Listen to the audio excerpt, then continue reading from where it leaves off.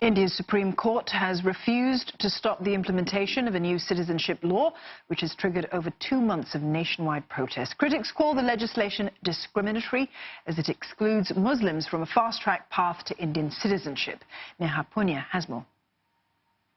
The Indian Supreme Court says it can't scrap a legislation without giving the government the chance to respond. More than 140 legal petitions have been filed against this law, calling it unconstitutional. That's because it makes religion a basis for granting Indian citizenship and specifically excludes Muslims. The act is not constitutional because if you go through the Article 14 equality before of law and you go to the Article 21 right to life, then it's the constitution is given the equal right, each and opportunity to each and everything that to all of the citizens of India. The government says it needs more time to respond to these many petitions. The court has given officials 4 weeks to file a reply, and the next hearing will take place at the end of February.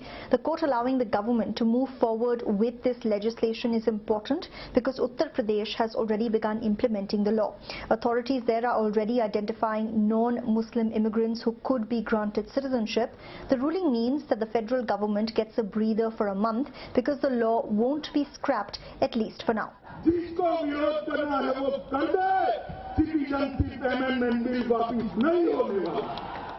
Protests against this legislation have gone on for a month now and are unlikely to die down anytime soon. Many people allege that this citizenship law could be used to harass Muslims and that they could be asked to prove their nationality at any time. The government, of course, insists that won't happen.